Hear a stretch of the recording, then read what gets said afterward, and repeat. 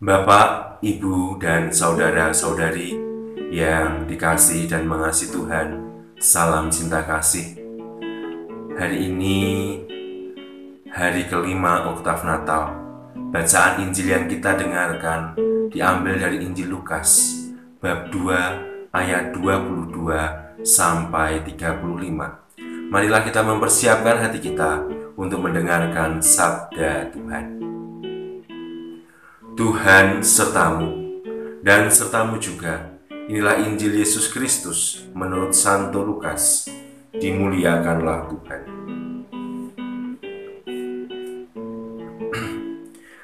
Dan ketika genap waktu pentahiran menurut hukum Taurat Musa, mereka membawa dia ke Yerusalem untuk menyerahkannya kepada Tuhan. Seperti ada tertulis dalam hukum Tuhan, semua anak laki-laki sulung harus dikuduskan bagi Allah, dan untuk mempersembahkan korban menurut apa yang difirmankan dalam hukum Tuhan, yaitu sepasang burung tekukur atau 2 ekor anak burung merpati. Adalah di Yerusalem seorang bernama Simeon. Ia seorang yang benar dan saleh, yang menantikan penghiburan bagi Israel. Roh Kudus ada di atasnya, dan kepadanya telah dinyatakan oleh Roh Kudus bahwa ia tidak akan mati sebelum ia melihat Mesias, yaitu Dia yang diurapi Tuhan. Ia datang ke bait Allah oleh Roh Kudus. Ketika Yesus anak itu dibawa masuk oleh orang tuanya untuk melakukan kepadanya apa yang ditentukan hukum Taurat, ia menyambut anak itu dan menatangnya sambil memuji Allah, katanya, "Sekarang Tuhan, biarkanlah hamba-Mu ini pergi dalam damai sejahtera sesuai dengan firman-Mu. Sebab mataku telah melihat keselamatan yang daripada-Mu, yang telah Engkau sediakan di hadapan segala bangsa, yaitu terang yang menjadi penyataan bagi bangsa-bangsa lain, dan menjadi kemuliaan bagi umat-Mu Israel." Dan bapa serta ibunya amat heran akan segala apa yang dikatakan tentang dia. Lalu Simeon memberkati mereka dan berkata kepada Maria, ibu anak itu, "Sesungguhnya anak ini ditentukan untuk menjatuhkan atau membangkitkan banyak orang di Israel, dan untuk menjadi suatu tanda yang menimbulkan perbantahan, dan suatu pedang akan menembus jiwamu sendiri, supaya menjadi nyata pikiran hati banyak orang." Demikianlah Injil Tuhan. Terpujilah Kristus. Bapak, Ibu, dan saudara-saudari yang terkasih, bacaan Injil hari ini mengajak kita untuk merenungkan tentang nyanyian pujian Simeon kepada Allah, karena ia sungguh telah melihat Mesias, ia yang diurapi Tuhan dalam diri Yesus, yang hidup dalam asuhan keluarga kudus Nazaret, Yusuf dan Maria. Sembari menyambut dan menatang anak itu, ia memuji dan memuliakan Allah.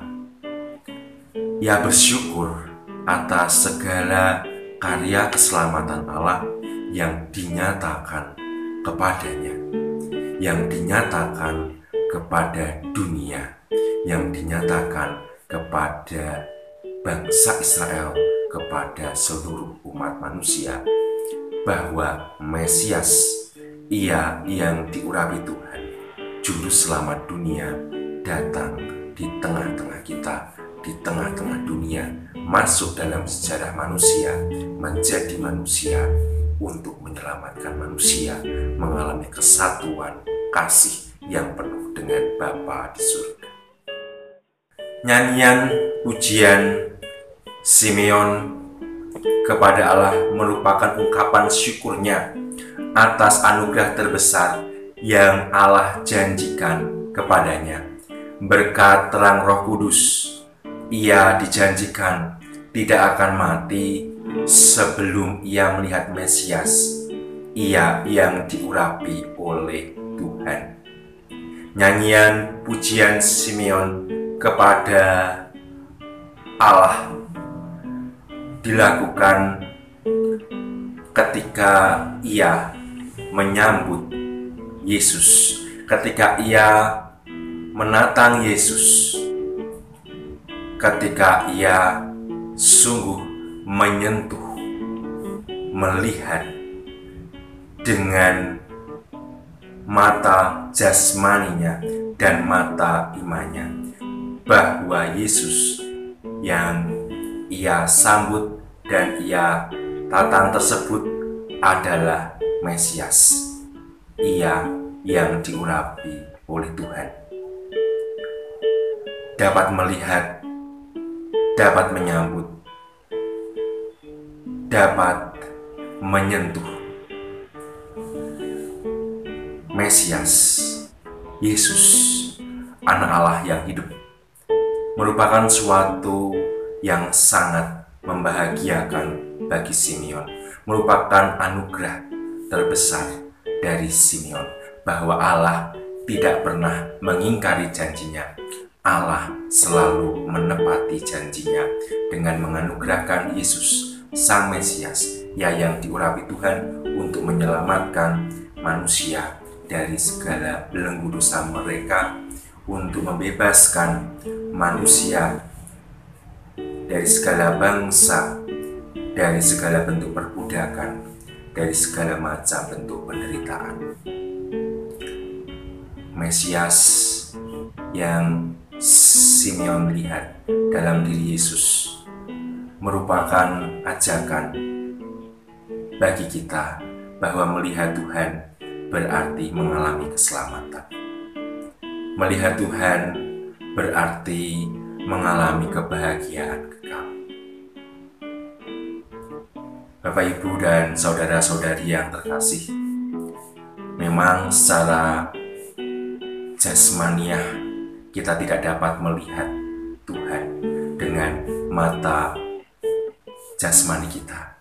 Namun dengan mata iman kita, kita dipanggil setiap hari untuk melihat Tuhan dalam setiap peristiwa hidup yang kita alami, baik itu peristiwa suka maupun peristiwa duka.